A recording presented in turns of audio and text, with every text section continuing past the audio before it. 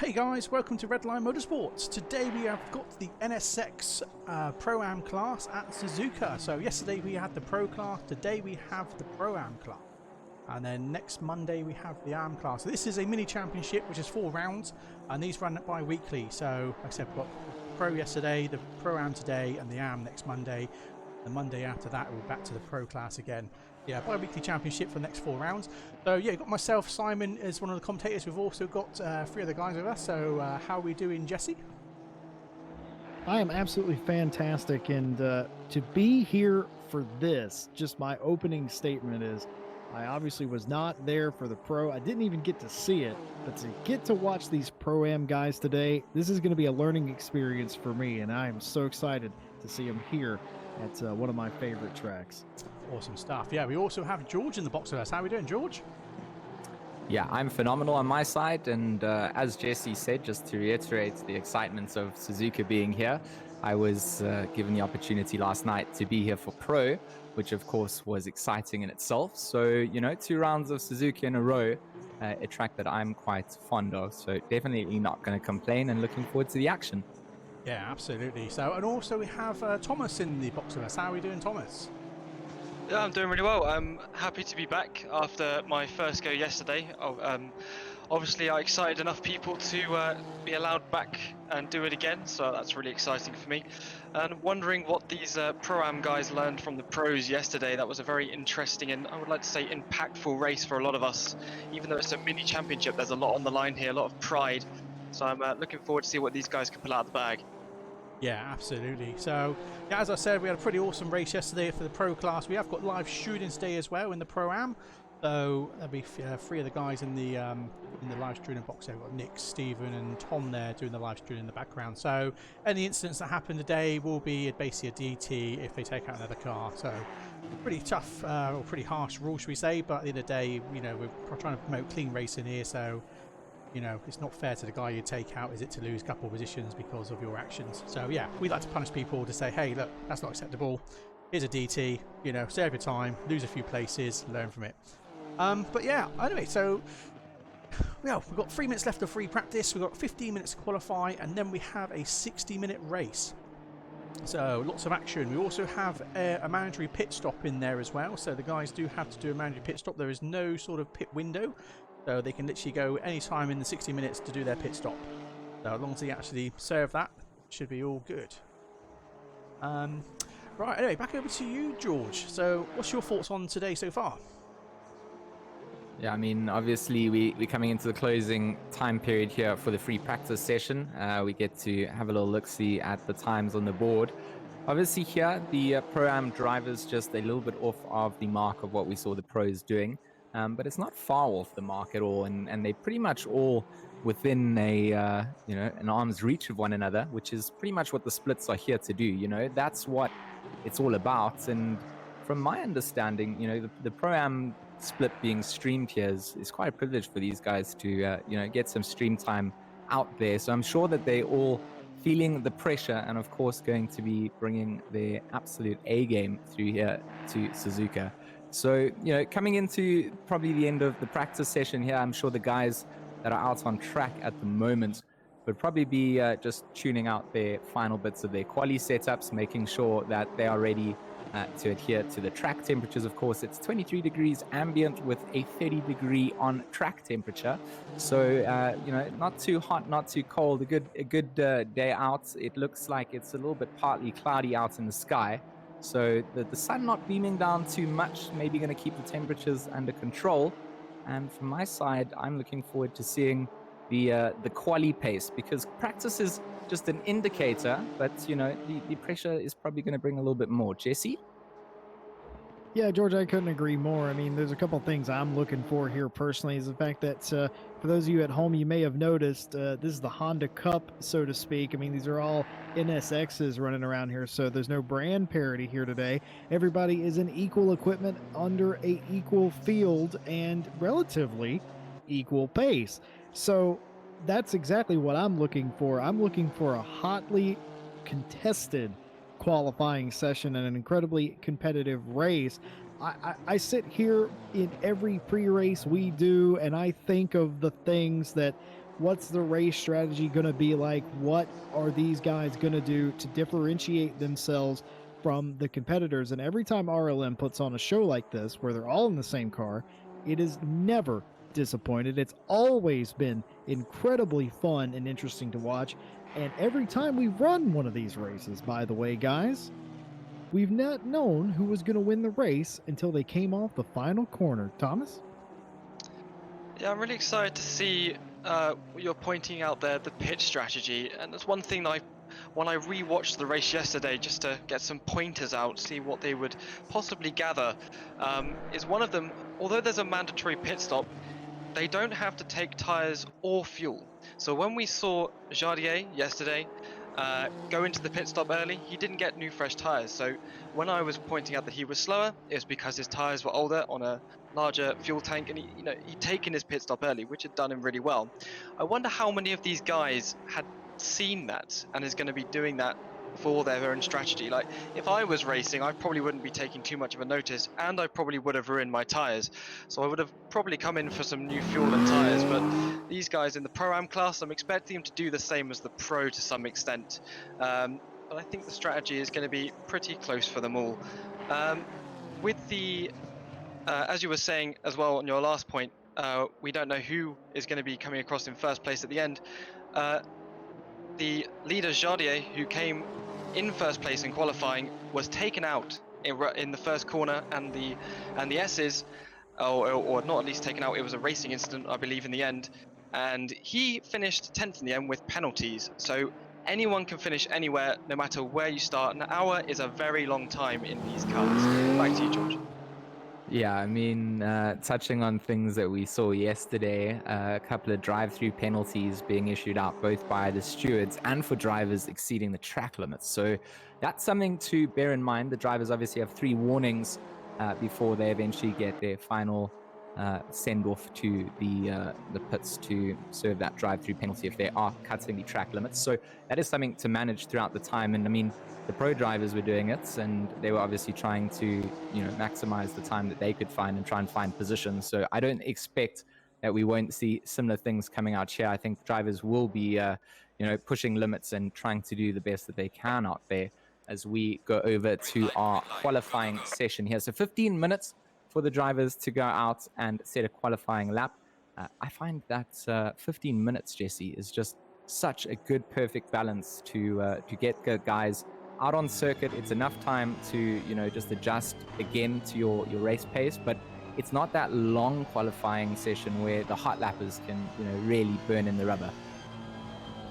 Yeah, George, I'd have to agree with that. I mean, even if you come out here early, my strategy would be to set a lap. It doesn't have to be the fastest lap you could possibly run. Just go out there and set a lap. That way you have a benchmark or a baseline that you can back yourself up against. And let's say things go wrong, which they so often do in racing, you give yourself a lot of time with the 15-minute qualifying to go out there and have another go. And it's sort of like it's one of those things that sort of pays for itself. And you see a lot of these guys, I would say at minimum half the field on the track now as we look the rear wing camera of the 25s. Now we go inside. I love this shot. Of all these cameras, of course being worked by Simon. There is just lovely stuff. Get to see what the driver is doing, and as he goes out on his sighting lap, which is effectively what this is. And if I had to guess, a lot of these guys that are going out now, they're going to go out here and they're going to run a lap at about maybe 90 to 95% of what they can possibly do. And a little crazy off the spoon there. But yeah, this is some. Sorry, Jesse, you carry on there. Oh no, it's just if I was any of these guys, I'd be out running about 90-95%. I'd go back in, make adjustments if I need to, or just go in, build up my courage, and go in for the banker lap. I mean, again, I say things like that, and we'll see if that actually comes to pass. Because certainly we've seen in the past somebody's first lap, when they have probably the least amount of pressure with the most amount of time in the session, ends up being quicker whenever they put all the pressure on their shoulders. But it's interesting though, isn't it, as some of the first cars, including the number 25 here, starting their first laps as we ride along with him.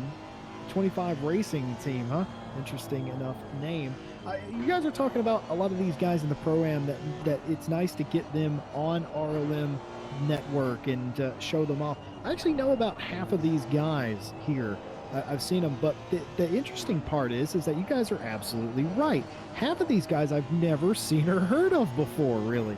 So this is not only exciting for them, it's exciting for me as well. I get to see a lot of these new names, and of course RLM's attracting new names every day. And by the way, if you're not a part of it, join us on Discord. Why not? It's down there in the description. Join us and get into one of these races. We'd absolutely love to have you. But this is one of those things, it's like you get to see so many different talents. You never know who's going to win this thing. I don't know who's going to win qualifying, and I'm afraid to even guess because, well, you guys know my track record with guessing, guys. Yeah, Jesse, last night Thomas and I were actually just discussing that because Thomas managed to avoid the inherent commentator's curse that seems to be brought about by you. And we all picked victims, which I won't call victims because they managed to make it round T1 lap 1 pretty much cleanly.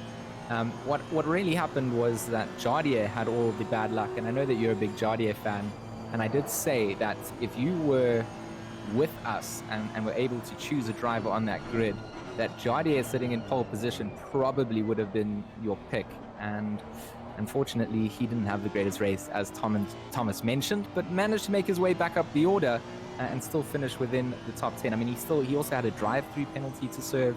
So, you know what, Suzuka, there's a long enough time during the race session to really make your way back up through the order. Everybody's in an equal offering, like you mentioned, Jesse, because, you know, these Honda NSXs, you either get them or you don't. And if it's not the car that you've been driving majority of the series, which there's probably not a lot of guys that are driving them all the time, but if you're new into it, you got to adjust yourself to the car, and it might not always suit your driving style. No, that's absolutely a good point, and that's another thing I was thinking about whenever we were setting this series up, and I say we in the loose sense, I didn't have anything to do with it. That's all to the brain power here at RLM, coming up with these excellent events in series to run.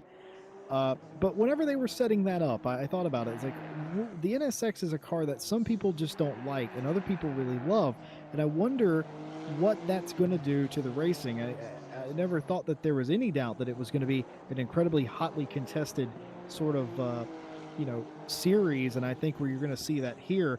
By the way, Jork in the 2:17 setting the current pace in the qualifying session as we take a look at the 1-2-3 car of Bischoff as he rounds the sort of into the second sector there, actually. But my whole thing, my big takeaway from everything that I've seen in practice, because keep in mind, guys, I told the folks at home this earlier, I wasn't with you guys yesterday. I haven't even had a chance to watch that race. You guys have told me a little bit offline that it was a fantastically interesting race. I expect the very same here today, and man, am I not going to be happy if we don't get a 159 out of one of these guys. Yeah, it'd be quite interesting. So far, the fastest lap time is by York, I believe that is, with a 2 minute flat, 0.9, and the next guy is 0.3 behind, so not too much of a difference, with a 2:01.2. But third place is even closer to second place. He is so close that you could not put a piece of paper between them, and he is with a and they've gone faster. Robert has gone faster again. Now they've really split up the times now. Robert in second place. If he can get the second sector together, he will have the fastest time, as he has the fastest first sector split and last sector split, with York having the fastest center sector split, and they're being actually really closely followed now by third place with a 2 minute flat 6:66. Let's hope he has a bit of luck after that one. And closely followed by fourth place with a 2:01.0. Now that's Reddering. They're actually getting faster and faster. The track is now 33 degrees, so it is 3 degrees warmer than it was in practice. Not sure how much of a difference that is going to make, but right now we have up to, it keeps changing now, up to 11th place at the moment within a second of first. That is going to get even closer by the time the flag drops and they go on their final lap. Looking down the order, we see, I think that's four people of Majkowski, Scholmondele, sorry, I may have butchered your name, Biskov and Bertie have not set a lap yet, so possibly they're waiting for a bit of clear air out on track, waiting for the track to get a bit more rubbered, or they're making adjustments to their setup. Scholmondele was doing really well in practice, so I'm hoping that he can put in a time before the end of qualifying. What do you think about that, Jesse? I think it's fantastic. Jorks actually went around and went quicker again. He had a 2-minute .9, I believe. Now it's a 2-minute .5. I think that 1:59 is incredibly doable. I think that's well within the reach of these guys so far. And just like you were saying, Thomas, look how closely these guys are together. I never expected it to be any different. And I only reckon it's going to get even closer as Robert goes to second quickest. Look at the time difference there.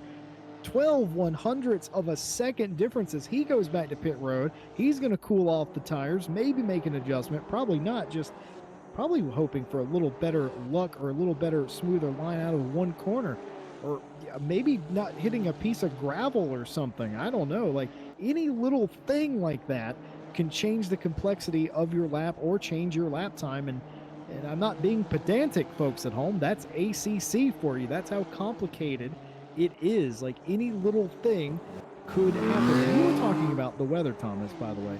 I think a few degrees can make all the difference. It certainly can for different cars. And of course, we're all in the same car today.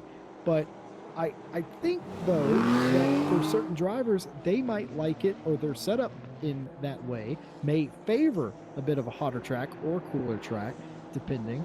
And I think that could make all the difference, to your point, as we continue to watch some of the cars come through here. This is the 272 car of Vindis, and he goes to 8th quickest on the timetable. He's 8th on the timesheet, folks, but only a half a second back of the leader. I just don't understand how these guys are going to get off of one another once the green flag flies. This is going to be 75 minutes of an all-out brawl here at Suzuka, George.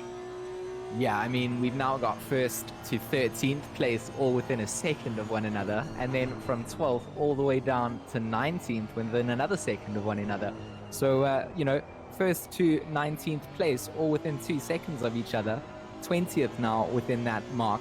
That's absolutely insane. Great work coming out from all the drivers here. Definitely pulling out the best qualifying setup that they could have prepared. And with 4 minutes 20 remaining on the clock, these guys are definitely going to be coming to those closing phases of the race. You see a couple of drivers jumping their way into the pits. We're going to be on the front splitter cam from Danny Fan as he comes through the final chicane to come around the line. Currently, temporarily in 18th place as he rounds the final corner to come down the start-finish straight.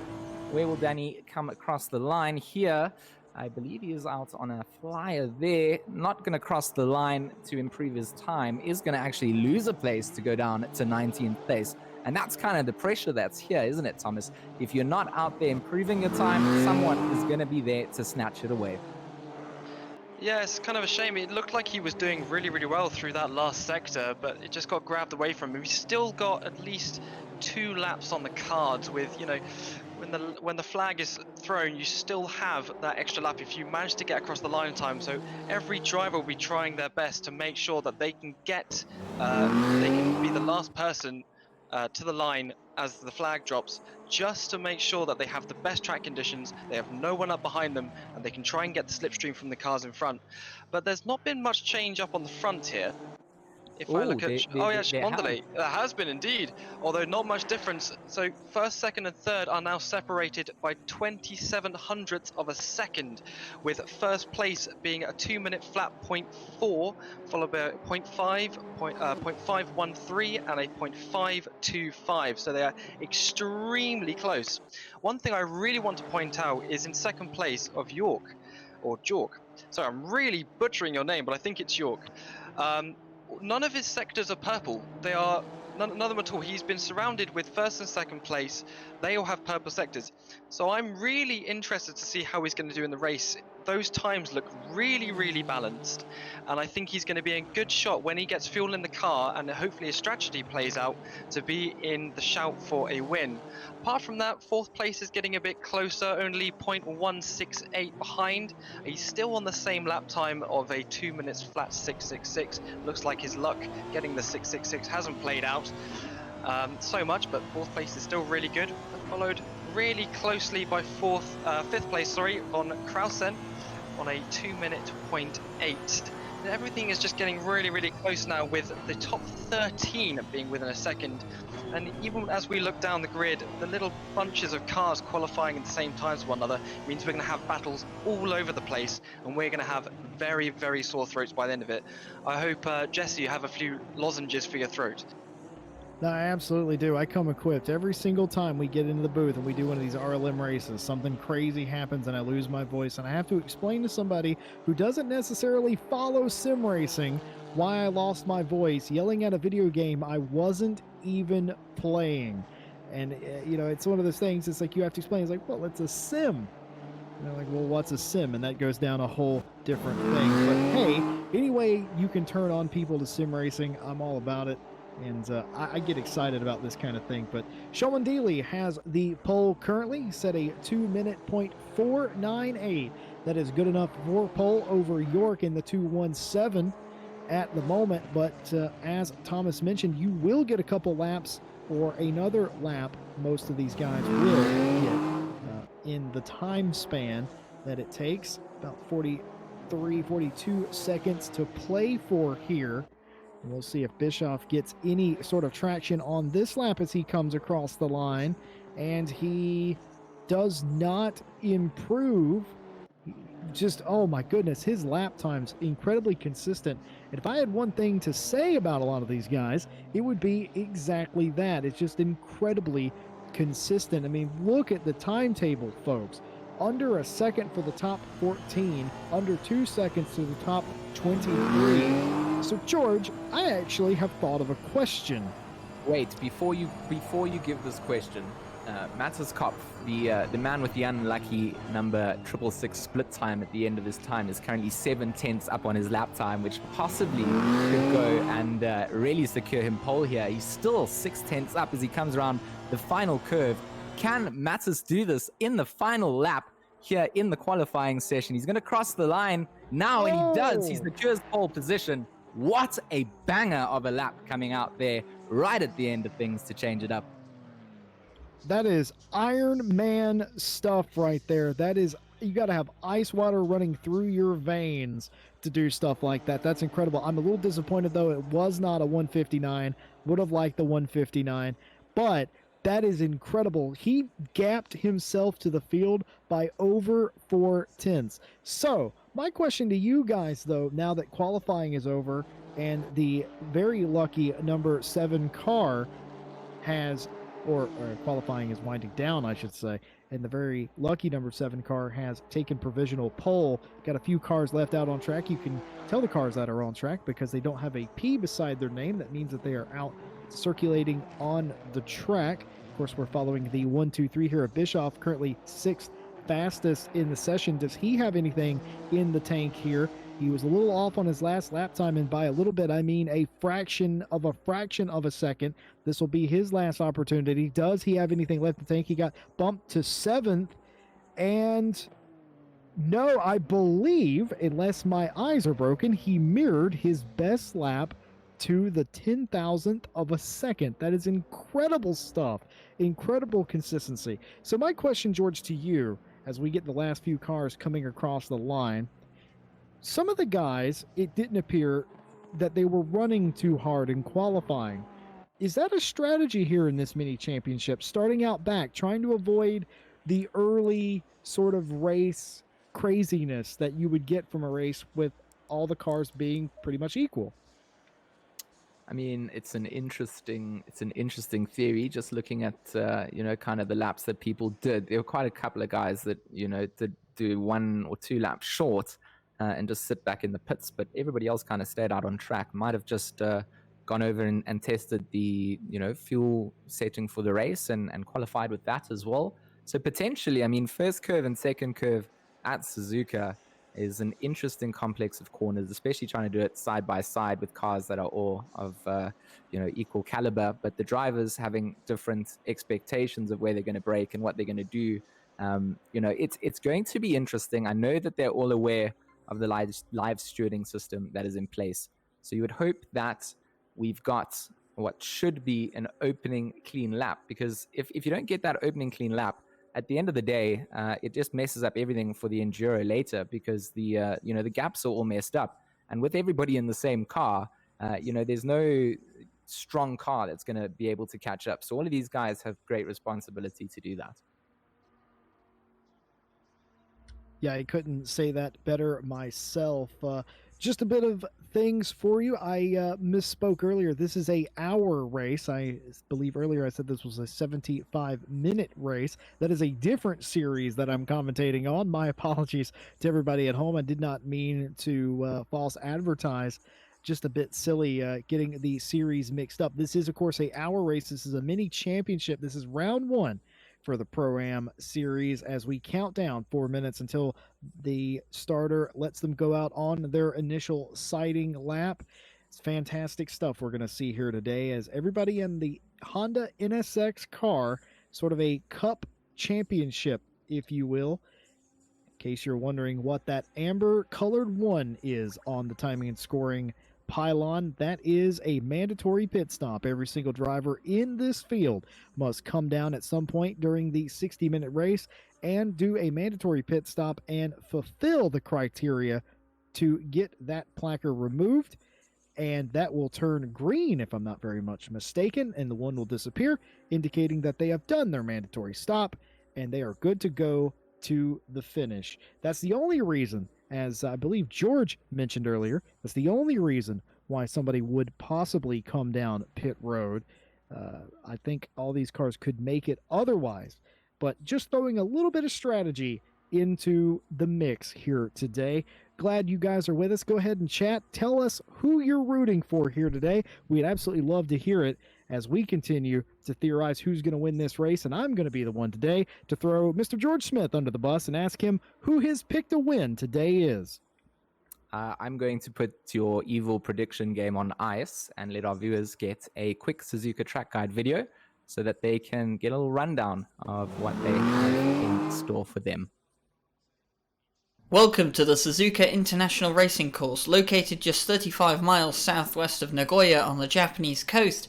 The 3.6 mile circuit, built in 1962 and last changed in 2009, has 18 corners and a lap record of 2 minutes 0.455 set by BMW in 2019.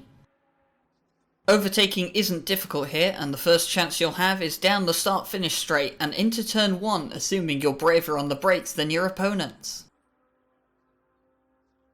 Turn 11 is one of the slowest corners on the track, but that doesn't mean you can't overtake there, as a good line out of turn 10 will see you on the inside of your opponents. And turn 16, a short run after 130R means that your braking point will be critical for this incredibly tight chicane towards the end of the circuit.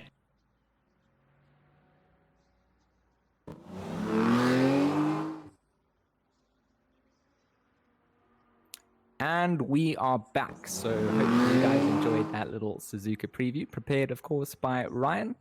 He's not with us in the commentary box, but he's with us in spirit as we see his prepared video. Jesse, do you want to do a rundown of the grid order for us as Simon pans down the camera?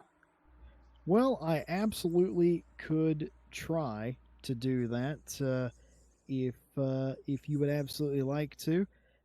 Simon, I'm going to need some help on the screen, though, on the pylon to see that, though. But that'd be no problem at all as we round out the final 50 or so seconds. That hasn't worked, I'm afraid. There we go. Well, just reading off the pylon as it would appear at the time. Could be the thing could be reversed. You need to take that into account. But the grid order shows that Cup on pole in the number 7, followed by Shulman Dealey. Then we have York and Robert making up the second row. Third row is Burgess and Van Krausen. Next row, Bischoff and Tate. Rounding out the top 10, we have Patterson and Nada. Then moving back further, the second half of the top 20, I should say, we have Vindis and Reddering. 13th and 14th is Negroni and Dyer. 15th, 16th, Pimlott and DeBon. 17th and 18th, we have Zayak and I cannot pronounce that. I most apologies, but that is the number 25 car. 19th and 20th, that is Thompson and Schumacher. And if I got your name wrong, please drop me a line. I'm Jesse Lee on the Discord, and tell me I got your name wrong, and I will be most happy to correct it the very next time. Sometimes as a Yankee Doodle, sometimes other languages do not gel with me quite the way that they would had I been European, so I'm always open to that. But with that top 20 out of the way, man, I don't know. I am full of butterflies, and I don't know what to expect here today. I'm going against my better judgment, and I'm going to say it's going to be fine, it's going to be clean, and there's not going to be any chaos in turns 1 and 2, George. I mean, that's what I hope for sure, Jesse. At the end of the day, I feel like everybody here has the pressure on them to perform, and I think at the very least, they understand the repercussions of, causing incidents and what could happen. So I'm hoping that the chaos that we see will be on-track battles. If there are incidents that occur, we do have the stewards there to look into them. But for now, we've set ourselves up for what should be a great battle. Drivers are so evenly matched across the board that for the next hour long, the fact that they're all driving the same cars should give us some real knife fights, across the pack. We saw in the Pro Series that we pretty much didn't get any breathing room, and I'm feeling that we are most likely going to get a very similar incident as our drivers continue their way out on their outlap. Of course, Cop's going to be leading things out the front. The mid-pack kind of making their way through the hairpin now as they make their way towards that start-finish line. When they get ready, they'll line up 2 by 2, but for now, it's all single file, trying to put some warmth into the tires and just prepare themselves for what is ahead of them. Well, George, you're not getting off that easy. I need you to pick me a winner. I'm going through a tunnel, and you're breaking up. I'm not trying to hear that. Thomas, you're my man. I need you to pick me a winner. I have been thinking about this when George was taking us through the start procedures. Due to the way that the car was looking on track and the way that his qualifying went, I'm going to go with the number 217 in third position, Mr. York. I think he's got a really good chance of getting the win here. I think that's a fantastic prediction, and I'm going to take Shulman Dealey, who got beat out by pole apparently there at the final bit. We watched that occur, and I think he's going to overcome that 4/10 gap that there was in qualifying. I think he's going to win this race. George, you feeling more confident with a pick yet? You've left me with the pole sitter, and he obliterated by everyone by 4/10 of a second. So, without, you've left me a horse in the race that's currently at the front, and it wouldn't be me picking something in sports if I wasn't choosing a winner at the start of a race. So, I'm going to go with Cop in first, the number 7, pretty brightly colored NSX on the right-hand side of the grid to start things away. So that will be my pick, and I hope you're happy, JC, with what you've got here. I'm very happy. Well, ladies and gentlemen, let me tell you one thing. Whatever you're doing, put it down. Take the phone off the hook and wake up Grandma, because it's going to be 1 hour of NSX Cup action here. Pro-Am Series here live on RLM. And we thank you for being with us as they are now under starters' orders as they line up 2 by 2 by 2 by 2. As far as the eye can see, more than 23 plus cars in the field today as the starter waves the green flag, and they all put all their horsepower, all the pedals to the metal as they go down into turn 1, and it's looking like a pretty good turn 1 and 2 complex here, and they're side by side still, and I'm pretty sure once the camera gets around, yes, indeed, confirms it, they are still 2x2. It looks like everyone trying to get on the A1. At the end of the day, that was a British thing. I hope a lot of you guys are British at home, you understand that. And now, as they fire up through the S's for the first time, it becomes incredibly important for them to get single file. Otherwise, you're going to be losing a ton of speed. And look at Comp just drive away. That 4/10 advantage starting to show up a little bit, George. Yeah, and I'd just like to note that the Pro-Am lobby here, getting through there, had absolutely no incidents that I could see, and pretty much on top with what the pros had. Jardy had an incident actually through the S's, so the Pro-Am lobby can definitely pack themselves on the back. As you ride on board, of course, with Cop, you can see a whole bunch of NSXs behind him fighting for the order.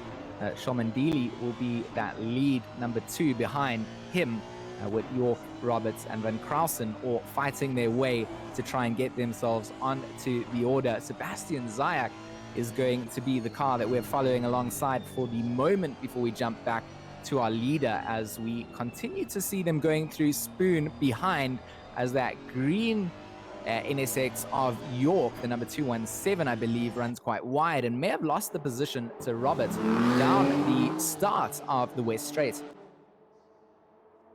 Yeah, I say it every single time we're doing an RLM event, but it's just because it's so true, is when you have drivers like this, these are high caliber drivers, these are Pro-Am drivers, these are guys that are just off or matching alien pace in some instances.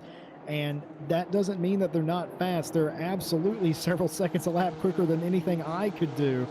But the point is that if you make a minute mistake, you will get punished for it. And especially if you're in the same cars. Look at the snake effect down the front straightaway. Look at them snake left to right, getting advantage, trying to get that aero advantage, trying to get the line down into the first turn. Nobody can quite do it, as they have to all fall back in line. And that's a bit of a product of everybody being in the same cars, that you have to fight for the advantage. And I love that effect, that snake effect down the front straightaway. And my goodness, other than the odd car going wide by itself, perhaps pushing a bit hard on cold brakes or trying to dive into a corner perhaps, or not dive into a corner, that's an ugly term, isn't it? What do I mean? I mean over exuberant, trying to make a pass. Look at this, nose to tail, bumper to bumper. They might as well be driving Peugeots for what it matters. That was an incredible stuff. They're still side by side as they go through the Degners. Look, how did he save that? How did he possibly save that into the Degners? Somebody stop me. I got to catch my breath. This is incredible action. Yeah, Bischoff and Tate just fighting it away, coming into the hairpin here, like you said, getting through the Degners and managing to save what looked like was going to be an absolute catastrophic end. But we ride on board with Bischoff as he continues to chase down here onto Vindus. Vindus, the number 272. Max Bischoff going to try for the inside line here, as, oh, that's actually Tate that's gone wide. It was Tate. My apologies there, but Tate's gone wide through Spoon, and Bischoff going to be able to grab the position back there before the end of the West straightaway. And now they'll rush down towards 130R. It is not a place that you can go side by side, so most certainly will tuck back in behind one another, and that train starts to form up. And these Pro-Am drivers really are just doing the best bit of driving out on track at the moment. I mean, every camera angle that we switch to, you just see a train of cars out there hanging on to one another and trying to give each other, you know, a running all the way to the end. Of course, they've got a pit strategy that is completely free to them. They can use it whenever they want within the hour. There's no requirement for what they need to do. They can go in and just do a stop and go. If they've gone light on fuel here, they can go in and put some fuel in, of course. So everything up to the drivers as we switch back to Jordan York as he makes his way through the S's, currently holding down that number 3 position, as it looks like he's got the move done to get himself up onto the podium for now. Absolutely incredible stuff we've seen. These guys are fighting hard and still continuing, just as you called there, George. Some people going a bit wide in some of the corners. I don't know if that's a product of of just trying to throw it in there, which, I mean, it's losing them spots, but it's not that detrimental. I mean, you lose one spot, you get back in line. What do you make of all this, Thomas? I think it's absolutely fantastic how close they're staying together. They definitely took some notes from the pro race yesterday, making that note where if you're trying to make the move every single corner, you're going to be losing that time, you and the guy ahead, and there's that possibility that you're going to crash into one another. I was just taking a look further down the order as we are watching Negroni get past, I think that's Martica or Fan, one of the two, in the 978 car around the outside. Martica's managed to get back in front again. That was quite easy on the inside of Spoon, and he's just managed to keep that. It's actually quite a big gap between them now, so there's quite a lot of time there to trying to get around the outside. But I was about to say, I was looking further down the field, and Thompson has actually entered the pit lane alongside Patterson's. They've already completed their stops. Patterson, I believe, was a lap down when I first had a look, and he had damage all across the left-hand side of the car. So there was an incident that we hadn't seen, but I'm wondering what the stewards had to say. I imagine it is with Thompson, as he has also gone into the pits, but that gets their strategies out the way at least. They can go all the way to the end now. And as we ride on board on that no splitter cam and we go away to the outside cam, I really do like that splitter cam. It really gives you a sense of how fast these cars are going. You don't always get that from the TV cam. And Negroni is just kind of keeping it nice and safe on the inside, on the outside there to the corner, as Martica is kind of weaving around a little bit. And we go to Reddering in 10th place in a 4-car train, so that's 9th to 12th place. They are all within 1.5 seconds of one another. Looks like they've got a really nice, concise line. No one is trying to press the other one so much, not like we were seeing yesterday. They're just trying to make sure that they get the perfect line, keeping hold of their tyres, because I don't think many drivers are going to be changing tyres in this race as they head into the Degners. It's still not much closer to the car ahead, but I think they are catching Tate in front in 8th place. Reddering, as we go onto the splitter cam now, and Nada brings up on the inside, and he tries to go on the cutback, but he can't get it. And he just has to fall in, and someone else has gone wide in the background. I think that was Vindis going wide on the outside there, and I think a couple of cars would have got in. As we go to the front, George. Oh boy! Yeah, we do. Jesse, you're right. We see a spin off up at the front of the order there. I'm not quite sure which car that was. It was a white and green liveried NSX that went flying off. We'll see who's going to drop down the order from the front. But unfortunately, there's something not going quite right coming into Spoon. And it's a difficult corner to take. And it's gone wrong through 130R for our leader Cop as Shalmondili gets on by, and it's big offs behind the order there. It looks like cars on track have caused some incidents behind. There's a lot of cars obviously in a train behind, and everybody gonna have to start slowing things down. Hopefully those yellow flags are being waved. Drivers cautiously approaching the chicane now, but I think it's a big off and big damage for our leader there. He's going to have to jump into the pits and change things up. And up at the front of the order, Shalmondili and York will be smiling as they get on by and get themselves quite a lot of breathing room now as they make their way through the S's. That is such a difficult place to get into an accident. That's such a high-speed part of the track, and it funnels down into that final chicane there. It's difficult because you don't want to put yourself in a bad position there. Colin Daly was right there with your leader at the time, and he was the one that capitalized on it, obviously just by virtue of, well, not being part of the incident. And I bet you anything, the driver of that 720 car didn't even realize it was his birthday to begin with. But happy birthday to you. You've just been given the lead. And remind me again, George, who picked the 720 to win? I mean, you are correct. You may have cured yourself of the commentator's curse, and we'll have to wait the remainder of the 50 minutes. It's ironic because last night Mike also, picked the winning horse in the race at the very start of where things were going off. And I also had to tell him to just, cool it. 50 minutes of racing to go. So race fans out here, if you've also picked somebody else, don't be upset that perhaps they're not sitting in the top 3 order at the moment, because anything can happen as we go back to, ironically talking about things, Mike Jones driving here, currently in 14th place and managing to look like he's going to get a move done as he's going to secure 13th place quite easily coming through spoons, so keeping things neat and tidy. Mike Jones, of course, a fellow commentator here with RLM, and going to get himself an easy pass on stream there.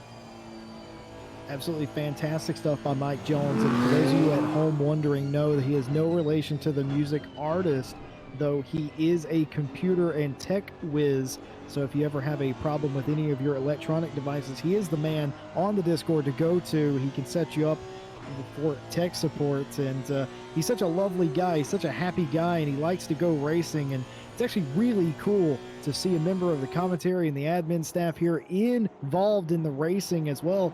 Of course, RLM, you know, we're a place where you go to race, and of course RLM has its in-house drivers. It's always lovely to see them. And by the way, Mike Jones, I approve of that livery that you have on that NSX as well. As we go to Vendus now, this is 7th place, looking back at 8th. That's going to be Fan. Now we look through the front, and you see the problem here that the race director Simon is trying to show you is that he's got Nada in front of him, and he's got Fan behind him, and he's the hot dog in the sandwich, and he almost loses it on the curves in the Degners, but so does Nada in front as well. Lets you know just how on edge these drivers are driving these cars, and this is just, he's got his mirrors full, he's got a windshield full. Man, he could really use a little bit of track space right now. I wonder if Nada perhaps is, I wouldn't call it holding up Vendus at the moment, but maybe if Vendus can get around Nada for that position, that would be good. And we jump back to the battle for the lead. This is persisting. This is York on Coleman Daly. This is for the lead here, and they are still nose to tail. Nothing has changed here in the last lap or so, after Chomandili was the big benefactor of that spin from your previous leader and pole sitter. So this is the chase. This is it. It's going to not be hard to miss that 720 with the Dayglow orange and white on there. But guys, something earlier before the chaos kicked off that I think Thomas actually mentioned was that there were a few cars that came into pit road. Is it possible, as Thomas insinuated, that your strategy play, you play your cards immediately and you get an hour of racing? Like, it'd be interesting, right, to see that pay off. Yeah, I think that is what has been working really well for Thompson there, and Patterson in fact. But after that incident, there was 4 cars that came in, one of them being Comp. He was the first one to come out, so he is now holding in 24th place. Although he has been into the pits, he still has an orange 1 next to his name, unlike the people around him who have a green mark, which means you have completed your mandatory pit stop and you can go to the end without any issue at all. Hang on, I'm just having to scroll on my time board here. And other people that have come into the pits alongside that, I can't exactly remember who it was. I think Robert was also in. Sorry, not Robert. Sharamin and Van Krausen were also in. There was another person that entered the pits, but I can't remember who that name was. But they have now a green mark next to the name. Van Krausen has been given a stop and go 30. I'm not quite sure what that is for.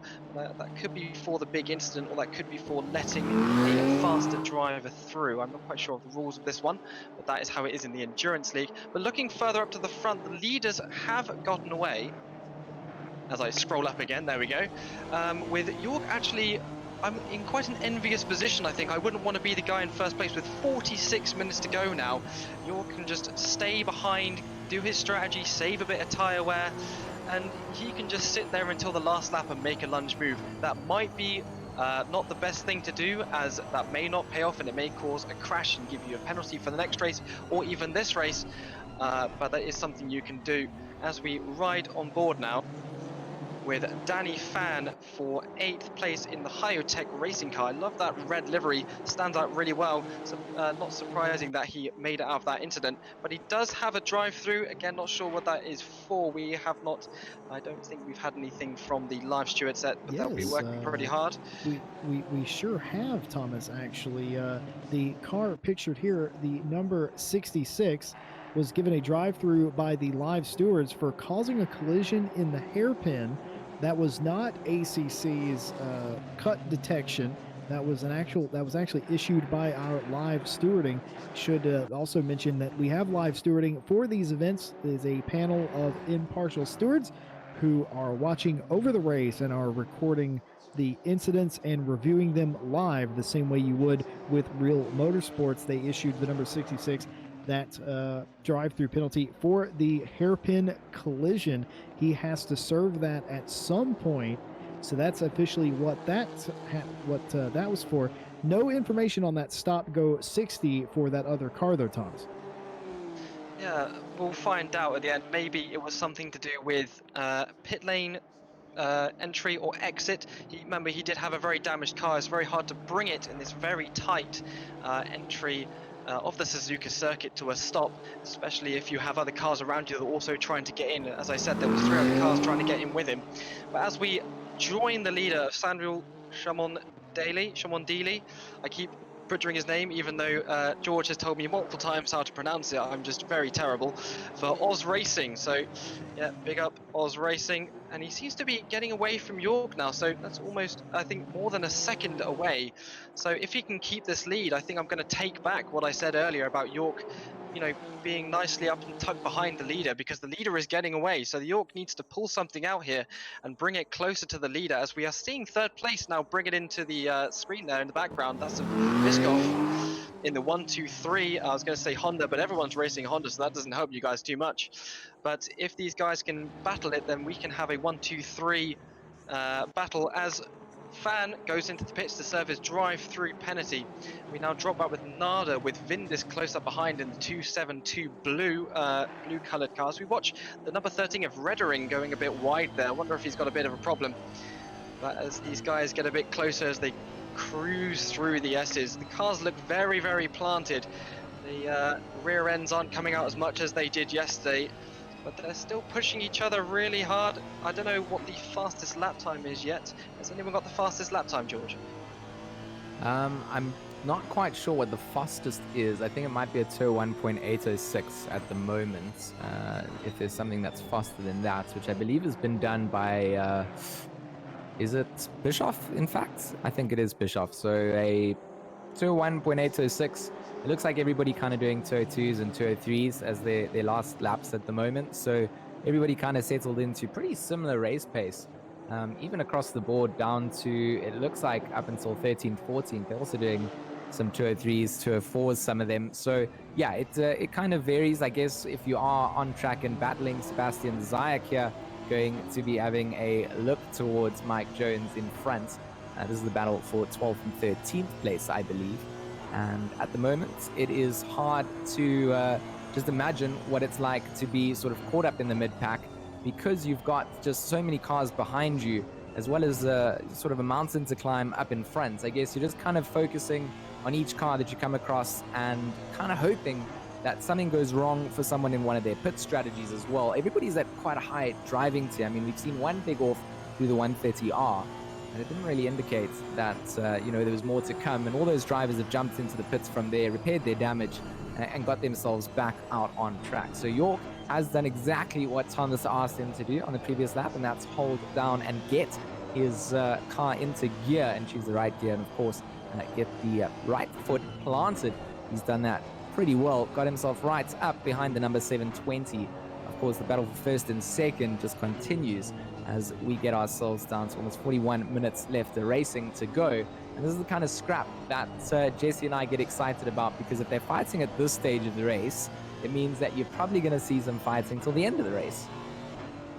Yeah, 100%, George. I mean, you know me, man. At this point, I am on the edge of my seat. My fingernails are digging into the armrest at this point. This is as good as it gets. This is all I want in a race. This is why I'm here at RLM. This is why I do these races. This is why I watch these races, because it always seems to be like this. You have an idea of what the race is going to be like. Somebody can go out there and they can Vettel the field to 0.4 of a second, and then it doesn't matter in the race. Even if they're in identical cars, drivers are different. They have different habits. You may be quicker in a sector where somebody else is slower, and vice versa. So you have these things, you have these ebbs and these flows, and then all of a sudden we have an excellent battle for the lead. And if they get to racing too hard, Bischoff is going to be involved in it. I do hate to be the bearer of bad news, but there has been another penalty. And that penalty is for the 227 car.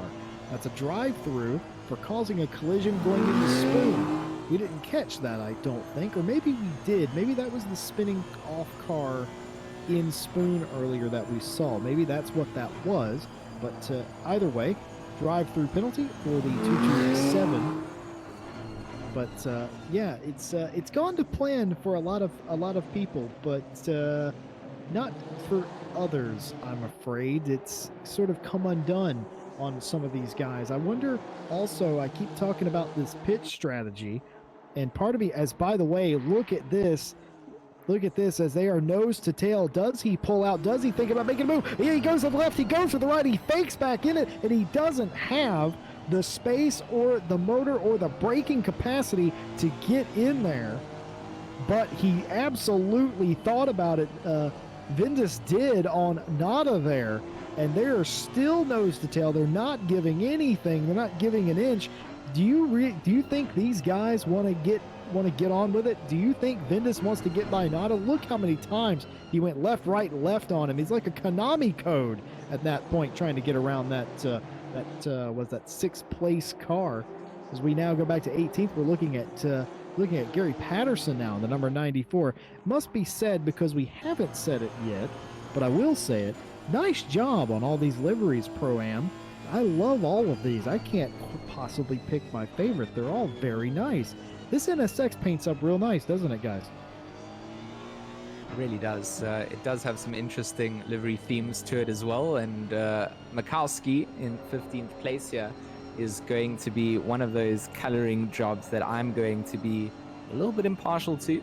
I am a fan of bright colors and mixing it up, and definitely a fan of the purple with the bright lime lumo green with that light baby blue sort of tinted on it too. So just, I mean, the splitter cam from that just glows in the sunlight. The purple just highlighted across the board. But of course, coming through the Degners, we're going to get a front-on view of Thompson riding behind in 16th place.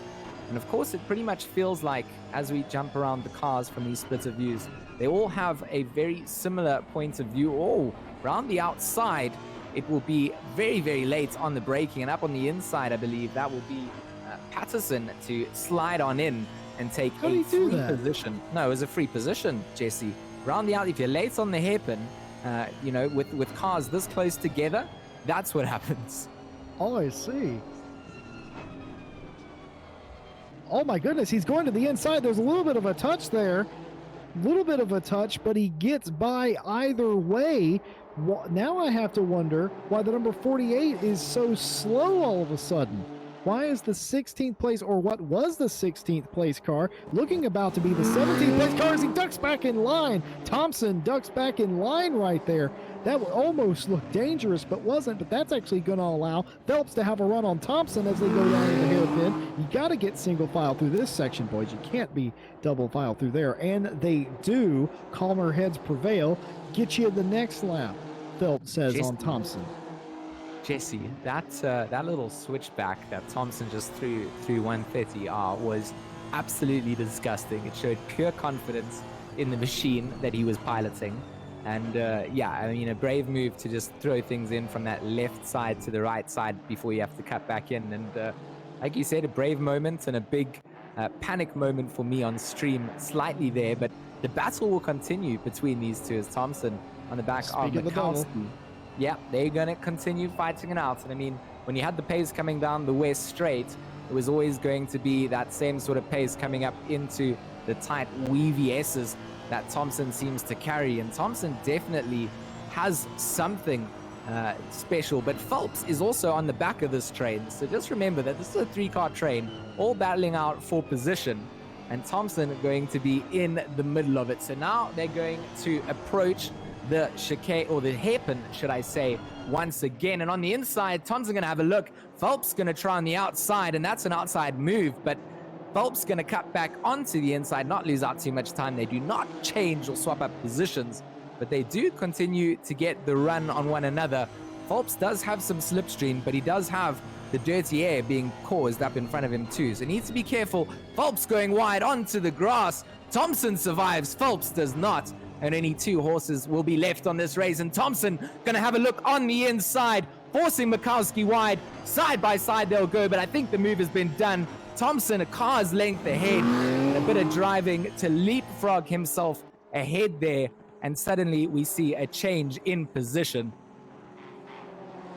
May I remind you, that was for position, but he has already completed his pit stop. He has a little green next to his name. Mikowski hasn't completed his mandatory pit stop yet, so he was losing time behind Mikowski. He needs to get up to Patterson now to make sure that he is up on the pointy end of the grid by the end of the race. So that was unlucky for Mikowski there. And the car who I think outbroke himself and went off into the grass. Luckily he didn't take out the 2 cars ahead of him. That would have been really, really bad for their races and I think for his reputation, as we now jump on board with Jack Dyer from Team Escape. I like that, the way that he's done that within the brackets. And that is for 21st, 22nd, and 23rd of Nilsson, Kompf, and Dyer. So Kompf was the race leader. He has been in the pits already, but he still has a 1 next to his name. I think something happened there, either with his entry, as we now jump on board with Kompf, as he just stays in the slipstream of the number 100 of Nilsson as they come towards the first couple of corners, sweeping 1-2. He actually brakes a little bit earlier than the car ahead, knowing that he can just stay in the line a little bit, make sure his fuel and tyres are doing okay, as he has to make an entry to the pit stop again. The number 100 just plants his car very, very safely on the just the edge of the grass there. In fact, I think that threw him a little bit wide as he grabs the apex of the next corner, not allowing Kampf to get through. But this brings Dyer up really close to Kampf now, as Dyer has a little bit of look to the left and right, as Kampf gets a look on the inside, has to come off the throttle a little bit, and they are still in their regular positions, and Kampf, yet still no move being made. They're looking and intimidating each other, but they're not making any moves yet. They don't want to cause a collision or be in a collision like they were earlier. Doing that, it will end your race and make people very unhappy in the Discord later. It's not something you want to be part of.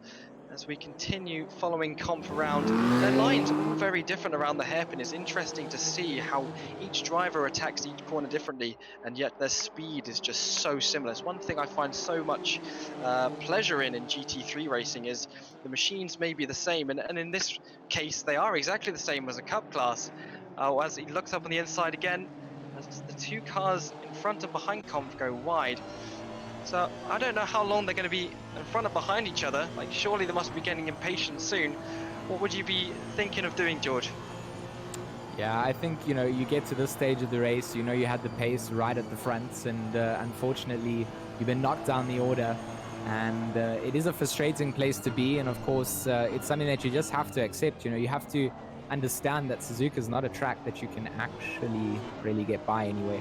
You really are relying on a great bit of driving and a little bit of yielding from the driver in front of you as well. If you are going to get by here, it does require a little bit of 2 to tango. And if he leaves the door open and you respond with it, then sure. But up until that point, it's time to just settle back and just accept it. And here we see that mistake being made, and this could be the opportunity. You just wait a little bit, and this could be it. You have to go single file into the S's. It's going to cause a bit of an incident between behind. Double touch coming in, and neither wanting to yield to one another as to who was going to slot into position, as it looks like a bit of argy-bargy going on, and Dyer getting through. But unfortunately, the stewards will have to review that. Yeah, I think they certainly will have a look at that. I don't think you can get to a point where you wouldn't look at that. That's the point of having live stewards. But, man, I just want to go back to Comp for a second and just talk about him. He's on a recovery drive after what was an amazing final glory run in qualifying. And then what happened to him on, I think it was a 3rd or 4th lap. It's a recovery drive. And Thomas actually talked about him going to pit road and it not clearing his mandatory stop. There is a couple of reasons why that might be. The simplest of the reasons is he did not satisfy the requirements of the mandatory pit stop, meaning that he merely just removed damage or something. He attended to that. or something like that. That's as far as I will speculate, but it very well could be that as we ride on board with Mike Jones here in the number 14 car. This is for the top 10. Nagy in front of him in the number 9. Top 10 here would be excellent for them, or for Mike Jones. Kind of referring to Mike Jones as one of us, as Mike Jones gets right up on the back of him, and a little bit of a punt, little boot, scoot, and boogie there. That's not how he intended to make that pass, and we're going to see a replay of it. Yeah, just out breaks himself and gets right into the back of the 9th or the 10th place car, the number 9, and look at that stack up behind there, and a bit of remorse from Mike Jones there, it must be said, from Cave Bear Racing. Just he actually hit the brakes offline there. He was hoping that the car would get back in front of him a bit quicker, but just not to be that move there. It was just a little bit of a miscalculation, and that's how quickly it can go wrong.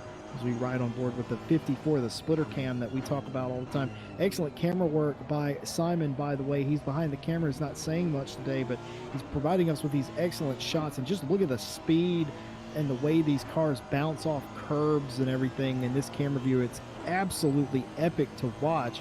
This is, of course, Birdie. He's looking in front to Machkowski right now. And this is just it. Watch the car in front of him. Watch how it hits the curbs and bounces off, and the way the suspension works. This right here is how you know ACC is the real deal, in my opinion. This is all I would need to see if I wasn't sold on ACC to pick it up. Just look at how good and how well done the physics work and the suspension and everything is. I'll stop fangirling for a moment, George. You could say something important. I actually have a bit of an admission of guilt to kind of admit on the stream to both yourself, Jesse, and Thomas, and obviously to all our viewers out there that have tuned in and believed that we are capable of pronouncing people's names correctly. And our pole sitter, our leader at the moment, who we have called Cholmondili, Chomondele to all these, it's Chamli, guys. Chamli is the way that we pronounce this name. Samuel Chamli leads this race, and I misinformed Thomas, who of course has, it's only his second cast out here, and he's getting misinformation. So I just had to correct things, make things right live on air, and just let everybody know how to say our current leader's surname. Wow, I picked him for the race. I pronounced his name wrong. I pronounced his name 3 different ways, George. You're absolutely not alone. I've called him Shomondili, Colmondili, and Colmondale in the past. I've certainly seen him around RLM before. And how do you pronounce it again? Chumley. It's Chumley. Okay, so I am to completely forget that there's a D in there because I'm American, and we always pronounce the D. I have to forget that there's a D in there. So my apologies to the 720 team group and his fans and friends who are in the house tonight. Mind you, I saw them in chat earlier trying to correct our very bad pronunciation. Mucho apreciado in that respect. I have no idea what language that name is from, and that is the problem, because I have to look that up actually here behind the scenes and see exactly where Mr. Chumley is from. But nevertheless, he is the leader. This is Jork in second place in the 217, following closely behind. If this looks like a replay from about 5 laps ago, I promise you it isn't. These are live pictures. This is just the way this race has unfolded for these guys, with 26 minutes left in this race here at Suzuka. This is the Pro-Am NSX Cup season starting race. Oh my goodness, I thought he was going to get loose there. The way these NSXs, because I don't drive them, the way these NSXs leave the corner, it makes me think they're going to a drift exhibition, and they're not. It's just the way the camera is in the car. 3:43 p.m. sim time. Not a threat of weather in the sky. Looks like we are going to be blue sky dreaming to the end of this race. And why not for the opening round? I think we've seen a fantastic race. And guys, this one isn't settled yet. I think York potentially takes a shot at Chumley at some point. I think you would have to, right? If you're this close and you've proven for 20 minutes that you could be this close, you got to take a shot eventually, right? You got to get your nose in there.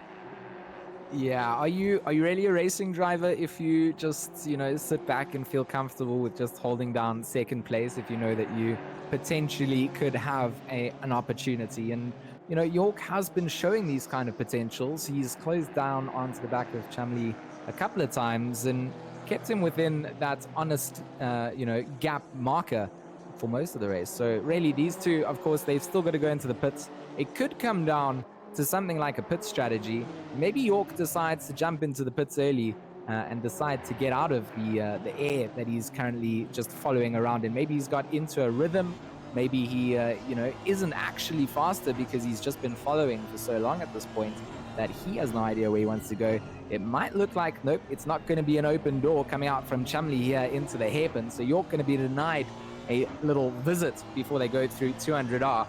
And once again, going to have to settle back down into what has seemingly been his place for the last 40 minutes. And just going to have to hold back once again. Of course, they are going to come up to back markers and make their way through the field in that order. And York there might be able to, use some of the back markers in front. They've got to both cleanly pass them, and the back markers are going to try their best to get out of the way. But, all of those times, it means you are yielding, you are being a little bit more wary of what's happening on track. And that's also an opportunity for you to just, get that gap closed down even more. Oh, sorry, Jesse. I'll just jump in there. I think this would actually be a great opportunity for the leaders of Chumley, and York to get into the pits, as we actually see York actually get into the pit. You don't want to be passing those back markers and losing time when you could be gaining time by being in clean air, and you still have the guys only down to 9th place of Vindis in the 272 that have already taken their pit stop, and we start to gain positions on you as you're trying to deal with those back markers. As one of the back markers cleanly gets out of the way of Chumley, as he heads up to another back marker. I'm not sure who the back markers are, as we cannot see the names, but they could have been in incidents earlier, as we saw, or they might just be a bit slow, but there's no shame in that.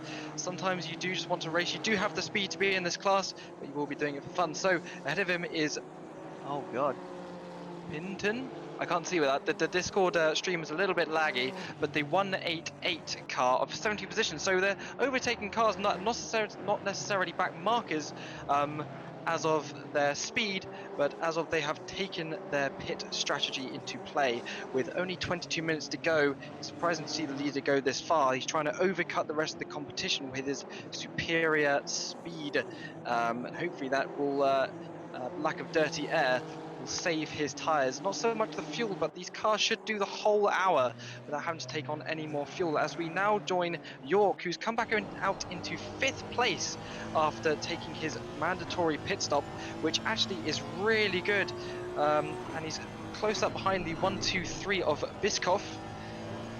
Biskov, I think, had taken his pit stop far earlier in the race. It's turned out rather well for him, but let's see how he can do.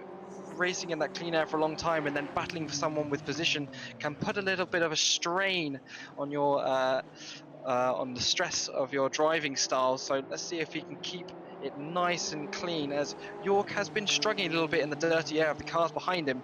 As we saw in the qualifying, his car was very, very stable throughout the entire circuit, but it seems to be struggling when he's up the bumper of another car, as we did as well see at the front of the race as he goes wide at Spoon. He's actually now losing a bit of space to Biskov in front, as Biskov nicely gets off the corner, and that lovely liveried 123 and 217, I must say. As you were saying before, Jesse, the liveries in this split, I think I'm enjoying more than I did yesterday. Even the car that's just left the shop, the 6th edition Nagy in the number 9, brilliantly liveried blue and white. As the 217 of York goes wide, I wonder if he has a bit of an issue, as I was saying, with dirty air, or perhaps stopping for his mandatory stop has taken the heat out of his tyres, out of the brakes, which will have a profound effect for at least 2 or 3 laps before you bring it up to temperature again, as we join Danny Fan. George, do you want to take us on from here?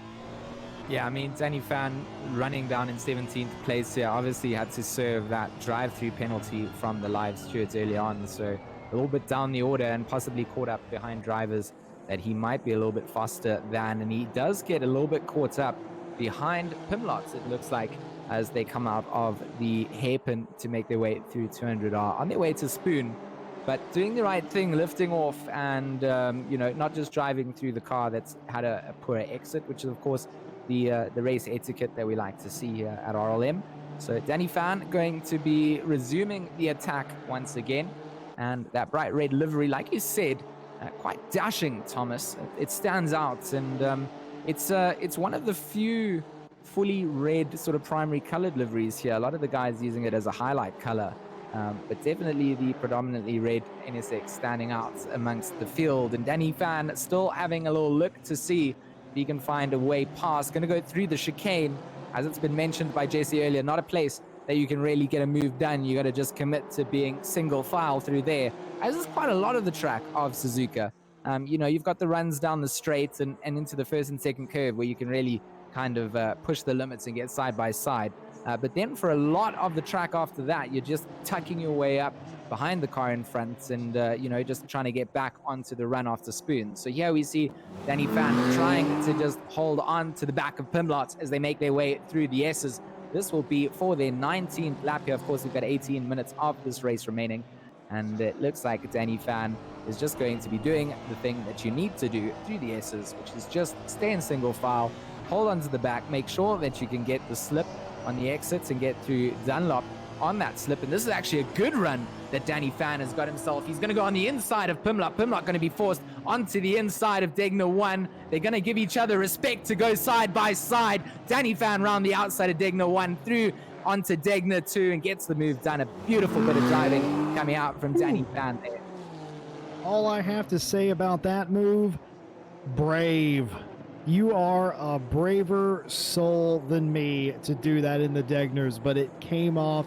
Excellent job from Pimlot to allow him to have just enough room to exist there, and it's just such an excellent move when those things come off. That's the kind of racing we expect to see here. A bit of other housekeeping I'd like to do. The number 22 car was given a penalty earlier.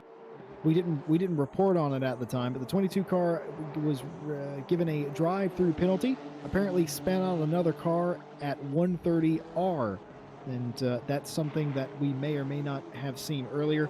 Just dotting the I's and crossing the T's in that respect.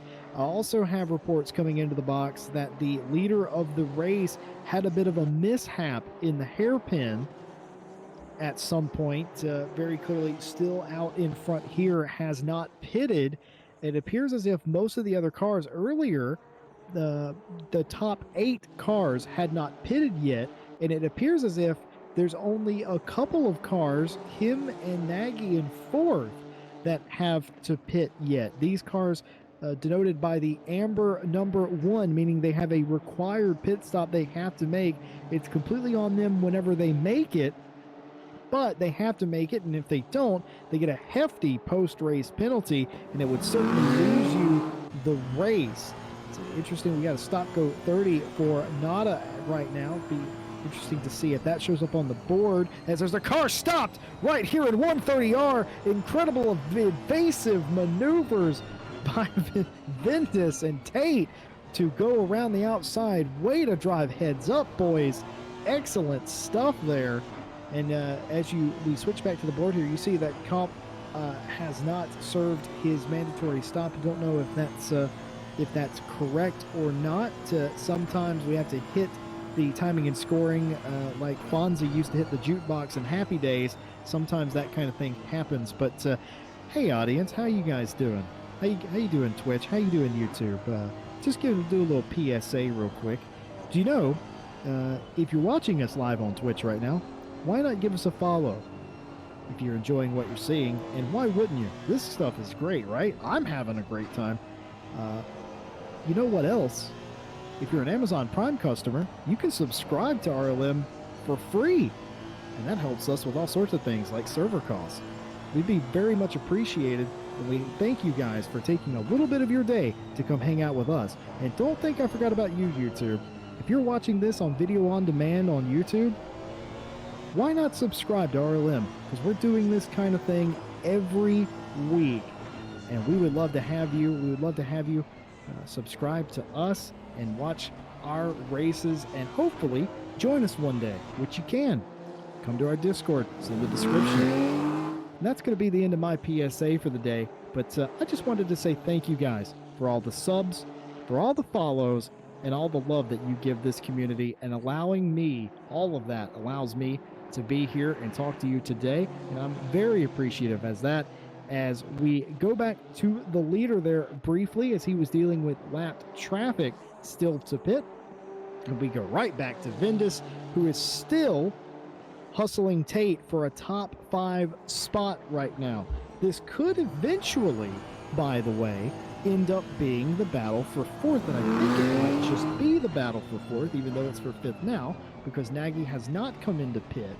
I don't think whenever the leader pits, he will drop back far enough into this fray, but Nagy certainly will. So this is actually the battle for 4th place, Tate versus Vindus, and I love this camera angle, this in-car camera angle, for a couple of reasons. It lets you see exactly what the driver's doing, it allows you to see the gauges and everything, and allows you to see what he's looking at through the windshield. But they also have that really awesome digital rear view mirror, so you can see exactly what's behind him. Luckily for Vindus at this point, he has nothing behind him. He's not paying attention to any of that. He is literally trying to the nails, we go up through the S's, to get by Tate, and I think he might stand a chance here, guys. He's only looking for a tiny, minute mistake, and he's going to be around him.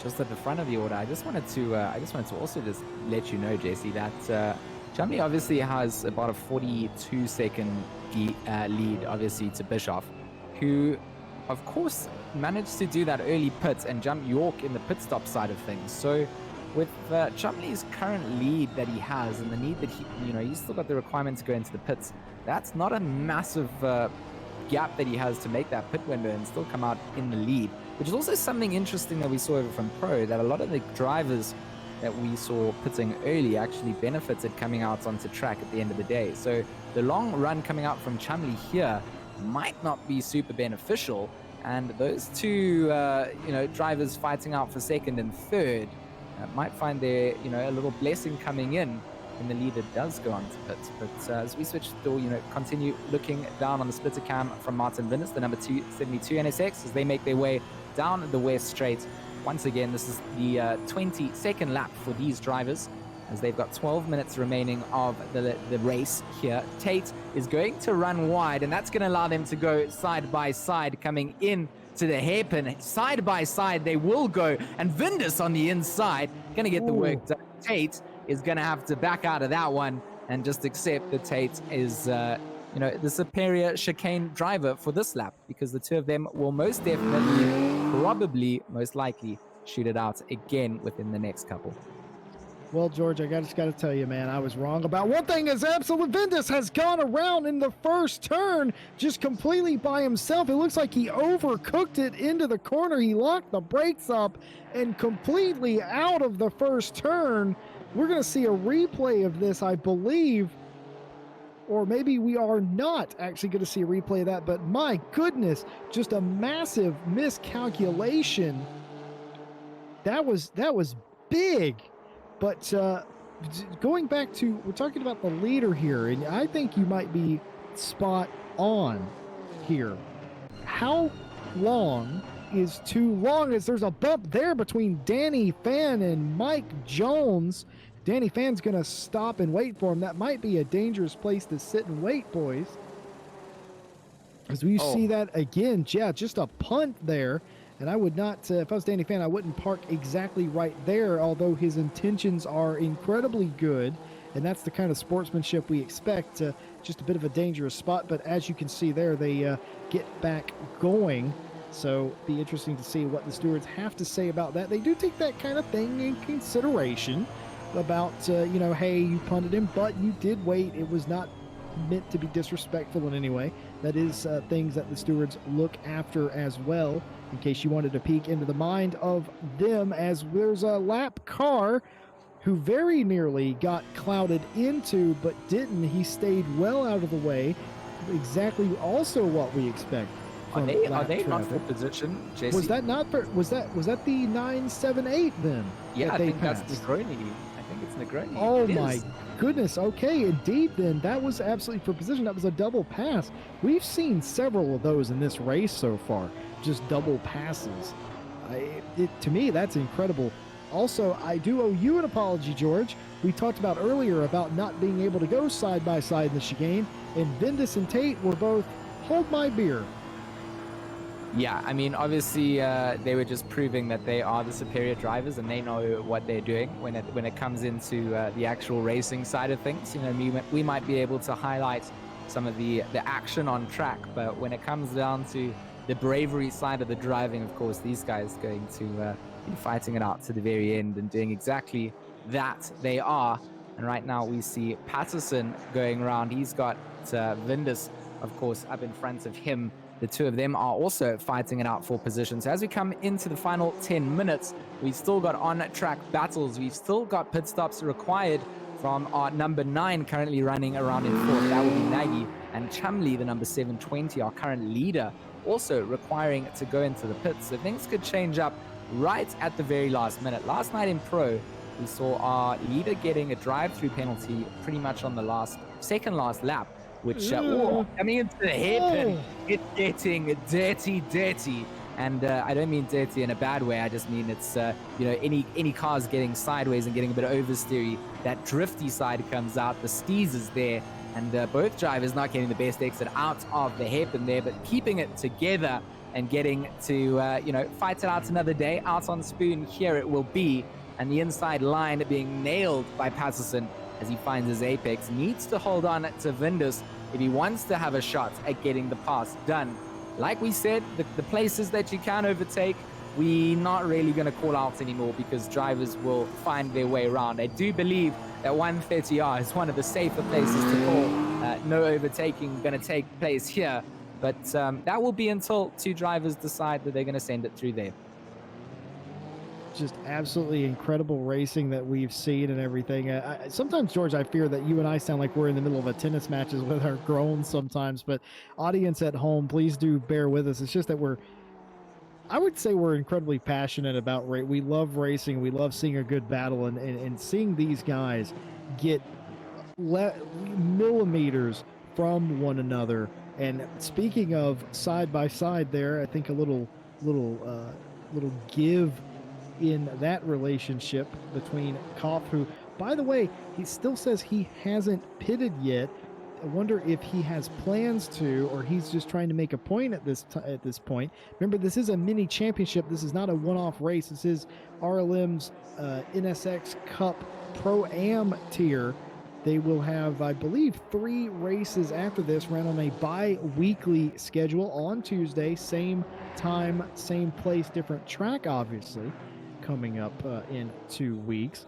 But interesting, I believe, maybe he's trying to make a point, but again, Chumley, I can't imagine what Chumley's doing. Like, I would have already been in unless he's not going to pit, or he already has pitted and it hasn't worked.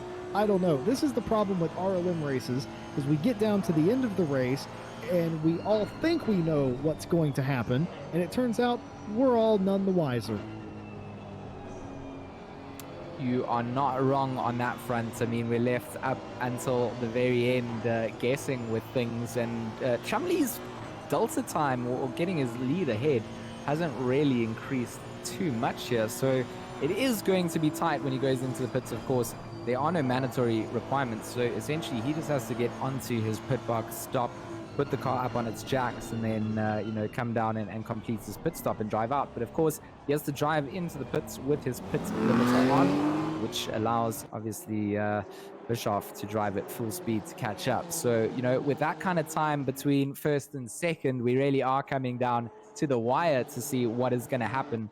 and York is keeping himself in it as well. So, you know, these guys are all really pushing things right until the very end. We're going to look at Sebastian Zayek here. This will be the battle for 20th position, I believe. Schummerin in front in that number 46. And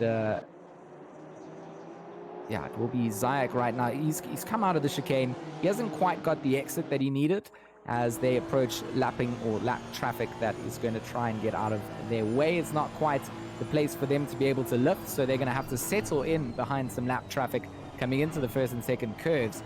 You know, the lap traffic here going to try and be as predictable as possible. As these aren't lapped cars. These are lead cars. So these guys have actually been lapped by the guys that they're actually approaching right now. So that's an interesting position to be caught in. You know, you're battling for 21st and 22nd, or 20th and 21st, and you've then got 10th and 11th in front of you. You can't really get by, right? Because they've lapped you, and then you're going to get blue flagged. So these two are kind of in a difficult situation in what they really can do to get on by one another. One thing that's really interesting about this situation is you can use the lapping cars to your advantage. If you, as it goes up on the inside, that's Zayek on the inside of Sherman. Not seeing if they're side by side now on the exit, and I think that's Zayek ahead now of that Schummerin car of the number 46. So he makes it ahead, the number 69 ahead of 46, and he's actually pulled off. And there's at least a couple car lengths in that distance in the center there. Do you think he's going to try and pull a move on the number 25? Who knows? He might be able to put that car, if he's fast enough, in between himself and the 21st positioned car. But one thing that Schummerin, which is what my original point was going to be, is if he allows the leader to go in front of him and then he sneaks up behind the leader, and once the car of Zayek slows down for the leader as well, he can try and sneak past using the leader as a buffer to get by. But in fact, Schumann goes back on the inside of the chicane as Zayek has to give him the space. Zayek has the inside in the new corner, but Schumann is already ahead as we go on board with Zayek. Schumann again has 2 or 3 car lengths on the car ahead. Are they going to keep battling until the race ends, or is someone going to crash into one another? I really hope not. I think if they had an extra half an hour, I think they'd still be battling even after they went for a secondary pit stop, as one of the leaders, one of the ex-leaders of Conf comes in for the inside of the second corner, inside Zayek. In fact, he was not, the leader went for his own moves, so he wasn't able to use the leaders. In fact, and the second guy lets him go, so Schumann lets him go, as we actually are now in the lead with Biskov. So that did not work for the number 720 car. That did not work for him at all. You can see him in the background there, 2.5 seconds behind, with York really close behind now. And Biskov, out of nowhere, I think, we haven't really talked about him the whole race, had a really quiet time. I think he pit within the first 20 minutes of the race. He's just well ahead now. If he can keep that for the next 2 minutes, next 2 or 3 laps or so, he is going to win this race. And let's see if York can get any closer. So the 720 ahead now. York, as we know, has been struggling in the dirty air of the cars in front of him. So let's see if he can pull anything off. It looks like he's been trying to keep his tyres nice and sturdy. That's a 2-minute 10 from I've forgotten how to say his name again. I'm going to have to look that up. Chumley, there we go. Chumley in second place. I was about to call him Sholem Dealey again, but that's completely wrong. Yeah, Chumley in second place with 0.2 seconds between them, as actually York is really struggling to get his car into the apex. Not like we saw in the first half of the race. He was really struggling now.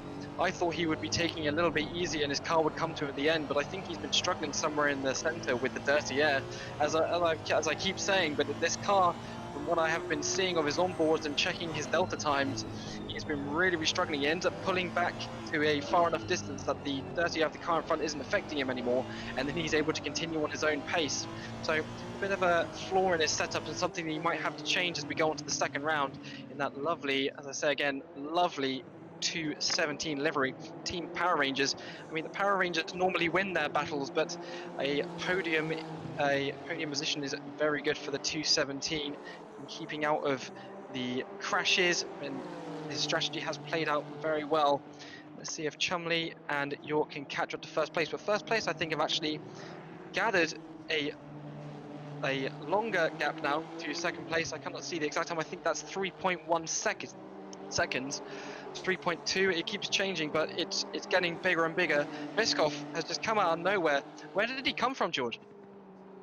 Yeah, I mean, it was definitely down to that pit strategy. That's coming in early, somewhere along those lines, planning something, a 200 IQ play coming out, and he just snuck in there right at the end of time. I mean, Chumley was trying to push things to the end, and unfortunately, staying out did not bode well, and just didn't build up the gap that was necessary to come back in. And it was York that was in second the entire time, and after pit stops, it was just so strange that he had come out behind Bischoff. So it's quite, clear that something had gone amiss and something had changed. Our leader will be going on to the final lap there, so Bischoff will be leading things on his final lap. We're going to be on board with Patterson coming down once again.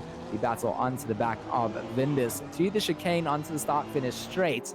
But a great bit of driving and a great bit of strategy coming out from Bischoff. Jesse, you chatted about it earlier. You were excited for the pit strategies, and that's exactly something that's happened today. Yeah, it was a bit unfortunate for Chumley. I gotta say, as great as second place is to start off this mini championship, he will be kicking himself. He had this race in the bag. We talked about it all race long, about not beating yourself, about when was the correct time to pit. Clearly the correct time to pit was very early, because that's what Bischoff did. Bischoff pitted early. He kept his nose clean. He stayed out of trouble. He was rewarded with the win today, and good on him. Congratulations to Bischoff in the 1-2-3 for winning the race. Max Bischoff here pictured, Sim Durance team of all things. Love that livery. Congratulations on winning.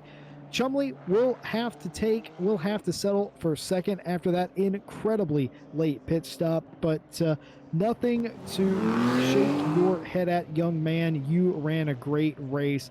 The same thing with York here in the 217, that Dayglow green car.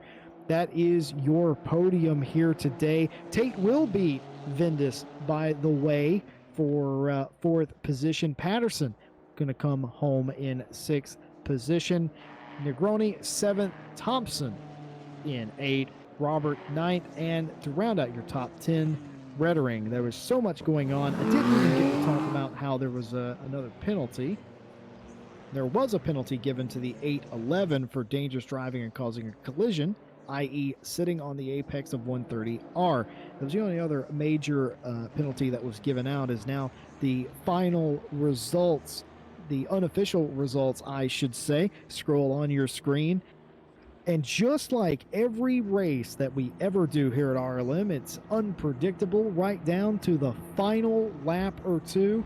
Had a crazy position change. And if you've ever wondered why certain series, including us, we like to throw in those mandatory pit stops, well, there it is, guys, because you just don't know how it's going to go. I think that's the best way to summarize racing, really, is, don't get it too excited right until the very end. And, Jesse, just to, you said to me earlier on in the race, George, look at who is leading. Look at who was my prediction. And, within the last couple of minutes, things just change up right at the end. So that's why I like racing. I like the pit stop side of things. And I really think that the Pro-Am guys here did such a great job of giving a great show to, all the audience and all the viewers. And, I just want to thank all the viewers there as well for tuning in and hanging out and getting to see some new names on the RLM broadcasts. And to us in the commentary booth, it was interesting learning and butchering names together. And of course, yeah, I mean, we can laugh about those things together, which is always the fun part about it at the end of the day. So yeah, from my side, Jesse, I've had great fun here. Thomas, do you have anything to add?